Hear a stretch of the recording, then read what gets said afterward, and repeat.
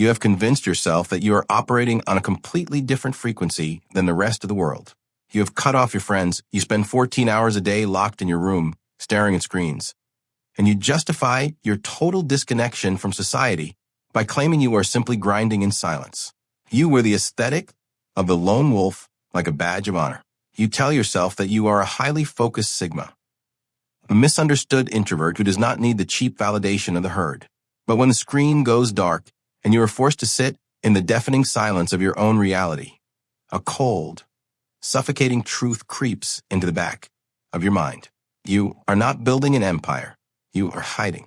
Modern internet culture has engineered a deeply comforting, toxic lie for young men. It has romanticized absolute isolation. It has given you a sophisticated philosophical mask to cover up your paralyzing fear of the real world. You are not avoiding society because you are too focused on your goals.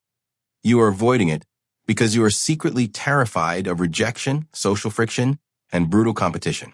But the philosopher Arthur Schopenhauer, one of history's greatest advocates for spending time alone, would look at your darkroom and call it exactly what it is: the cowardly retreat of the weak.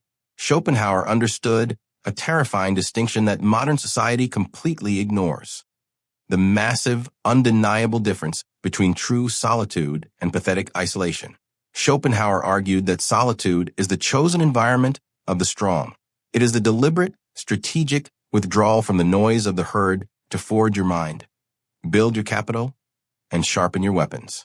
But isolation, what you are doing, is not a choice. Isolation happens when you are so deeply incompetent at navigating human dynamics that you are forced out of the arena. You did not choose to be alone because you are superior. You retreated into isolation because you do not know how to hold eye contact, command a room, or enforce your boundaries in the presence of actual living people. Schopenhauer famously stated that a man can only be himself so long as he is alone. He believed that the socially active herd was fundamentally hollow, constantly seeking external validation because they had absolutely zero inner wealth. The strong man retreats into solitude because his internal world is vast, rich, and powerful. But look at your isolation. When you lock yourself away, are you actually tapping into a deep, unshakable well of inner wealth? Or are you just numbing your brain with cheap dopamine endless scrolling? And the illusion of productivity? You are not a genius operating in the shadows. You have simply disguised your severe social anxiety as intellectual superiority. The brutal reality is that the grinding in silence aesthetic is destroying your potential. You have convinced yourself that human networking, social dynamics, and playing the game are beneath you. But the world is run by people who understand how to navigate the very systems you are running away from. You can read every book on dark psychology, you can lift weights in an empty garage, and you can build the greatest product in the world. But if you hyperventilate at the thought of a sales call, or if you cannot dominate negotiation at a crowded table, your grind is completely worthless. Power requires friction. Wealth requires other people. You cannot conquer a world you are too afraid to participate in. This is the psychological breaking point where you must violently strip away the lie.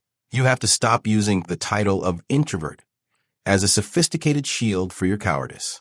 Introversion is a biological mechanism for how you recharge your energy. It is not a permanent excuse to be socially incompetent. If you're going to claim the power of the lone wolf, you must first prove that you actually have the teeth to survive in the pack.